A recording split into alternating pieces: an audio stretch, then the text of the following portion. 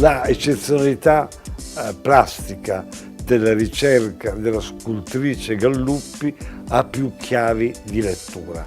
Se noi affrontiamo il pannello lungo circa 4 metri, oltre i 2 metri di altezza, collocato all'auditorium delle Antille dell'Isola di St. Thomas, notiamo che la sua eccezionalità sta come prima chiave di lettura della sua alta creatività. Questa eccezionalità nasce perché è una signora libera, è un intellettuale della materia, non scherza con la forma, non scherza con i colori.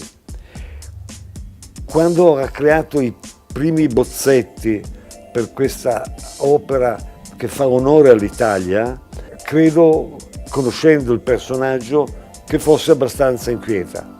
Perché? Perché la Galluppi è una perfezionista, perché non lascia nulla al caso. Sono forme collegate ovviamente alla tematica dell'ambiente dell'auditorium, violini spezzati, trombe, strumenti musicali. Non per nulla questa opera gigantesca ha come titolo Il concerto spezzato. Vediamo il desiderio di costruire un'opera antiretorica in un gioco visivo semicurvo.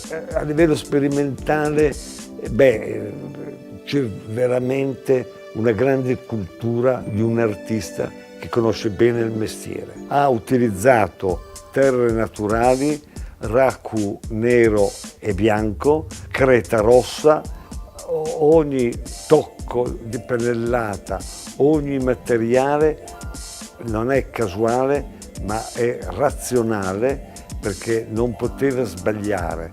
Quello che colpisce nel suo lavoro è la varietà dei soggetti, rimanendo all'interno di un concetto arcaico dell'immagine.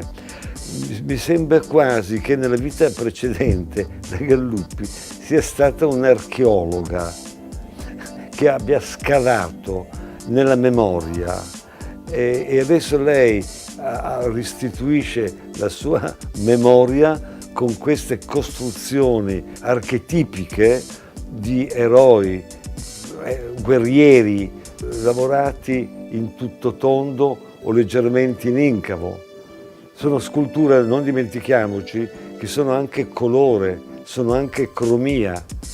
Non dimentichiamo che questi suoi lavori, la casualità non esiste, è tutto tondo, sono bronzi e altri materiali dove lei si dedica con amore e passione e con una grande civiltà interiore.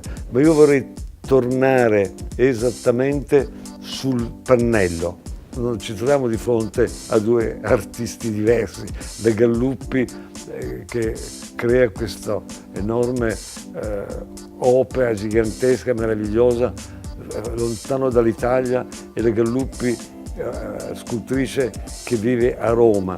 Non c'è dissociazione tra le due Galluppi, per carità, ma dobbiamo dire che il lavoro qualitativo importante nell'isola delle Antille è una testimonianza del suo amore per la plasticità, per le forme, per la libertà di un artista che dice con questo lavoro: datemi più spazio mi date e più vi dimostro che cos'è la libertà interiore.